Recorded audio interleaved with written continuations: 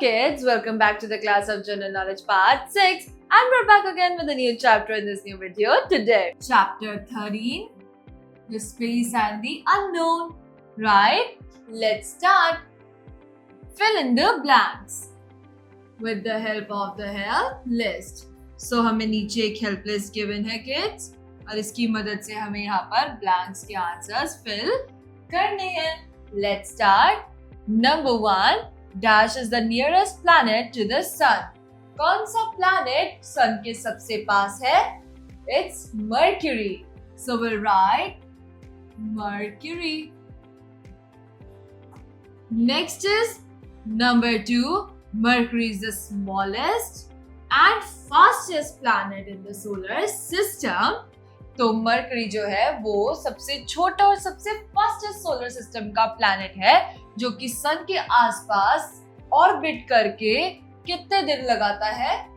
जैसे अर्थ सन के आसपास ऑर्बिट करने में 365 डेज बनाती है और उससे एक साल पूरा होता है, वैसे ही मरकरी जो है वो 88 डेज लगाता है सन के आसपास घूमने में और अपना एक साल पूरा करने में. राइट? तो हम यहाँ लिखेंगे 88 days. Next is number 3. Surface temperature on Mercury ranges from. Mercury का जो surface temperature है वो कितने से कितने तक का पहुंचता है kids? It is from -173 degrees Celsius to 427 degrees Celsius. Right? Next is 4. The dash are largely made of rocks. तो ये जो चीजें हैं ये ज्यादातर rocks से बनी होती है. Those are crust and mantle. So we'll write crust and mantle. 5 is Beethoven, Tolstoy.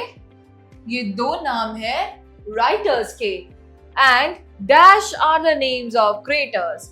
ठीक है, तो इनके नाम जो है ये जो ऑथर्स हैं इनके नाम पर क्रिएटर्स के नाम रखे गए हैं जिनको मरकरी पर भेजा गया था. Right kids, these are the creators on Mercury. तीसरे क्रिएटर का नाम है शेक्सपियर जो कि खुद भी एक राइटर है. So will write Shakespeare. Next is number 6. Dash is the second planet from the sun. Sun से दूसरा planet कौन सा है? That is Venus.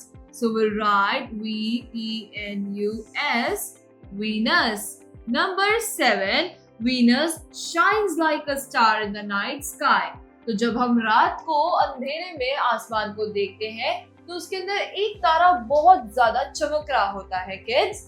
That star is Venus planet because its atmosphere. और ये ऐसा क्यों है, ये इतना ज्यादा शाइन क्यों करता है kids?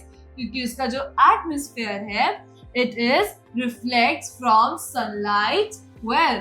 तो सनलाइट की वजह से वो रिफ्लेक्ट बहुत अच्छा करता है. तो सनलाइट उससे बहुत अच्छा रिफ्लेक्ट होता है जिसकी वजह से वो तारा बहुत ही ज्यादा चमकता है और वो प्लैनेट हमें धरती पर से भी नजर आता है. Right? Number 8 is Venus is also called. Venus को और क्या कहा जाता है किड्स? उसको कहा जाता है dash because it can be seen from the earth in the evening. उसको इवनिंग स्टार कहा जाता है क्योंकि उसको शाम के समय भी आप धरती पर से देख सकते हैं. तो यहाँ लिखेंगे हम evening star.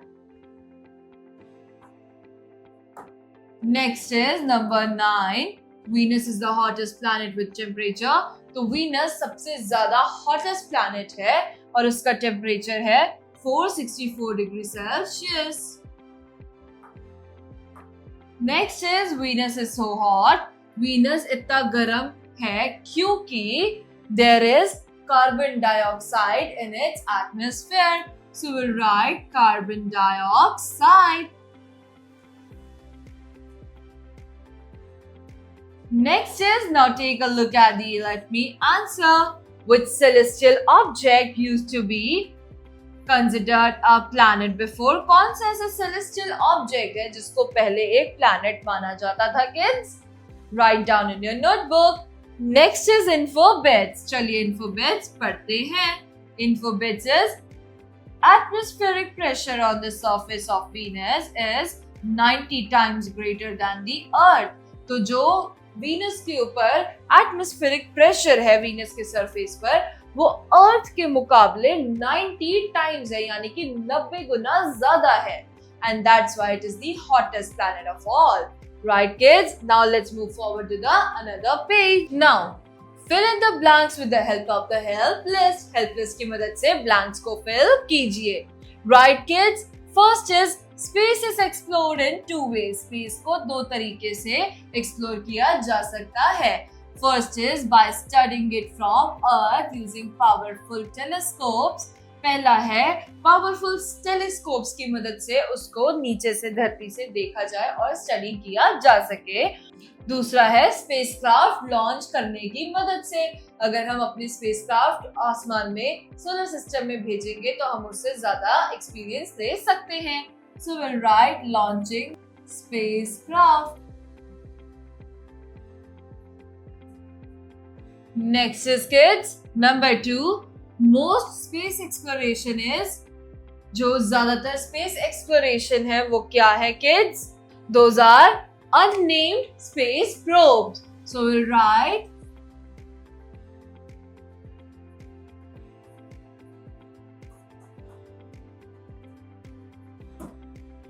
number 3. No dash has ever come back from another planet. तो ऐसे कौन सी चीज है जो कभी किसी दूसरे planet से हमारे पास नहीं आई है kids?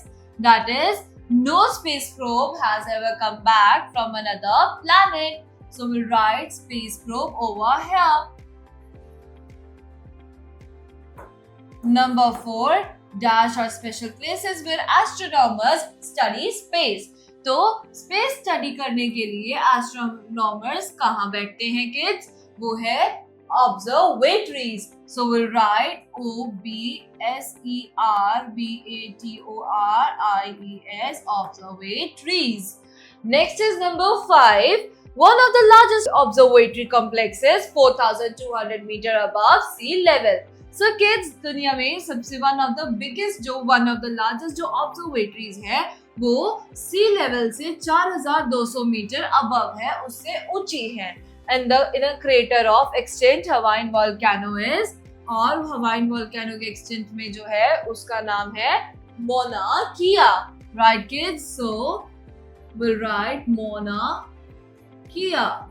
जो वोल्केनो है वर्ल्ड फेमस मोना लोआ, ये उसके ही बेस पर बना हुआ है.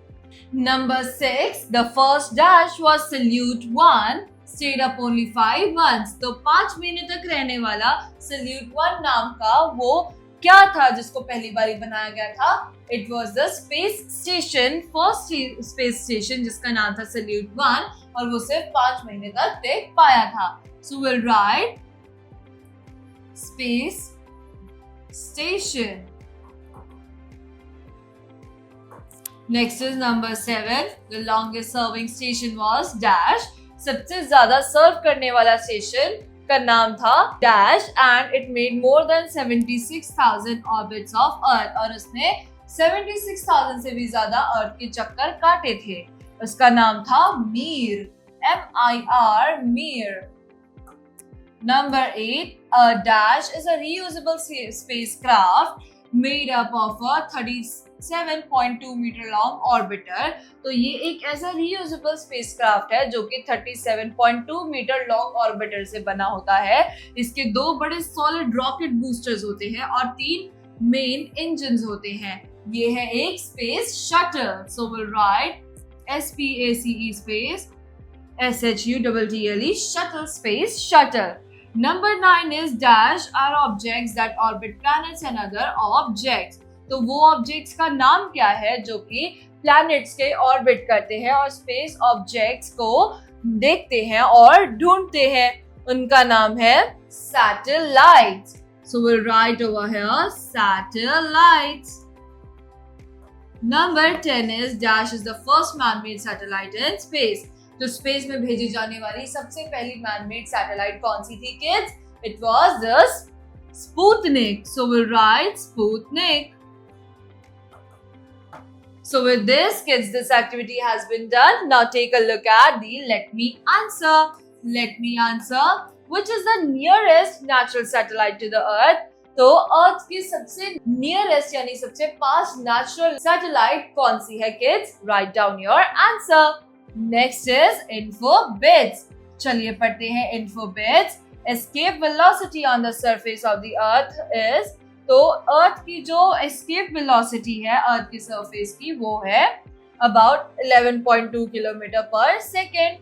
Right kids? So with this we are done with another chapter of General Knowledge Part 6. We will be back again with a new chapter in a new video. Till then, bye bye, take care and thank you kids.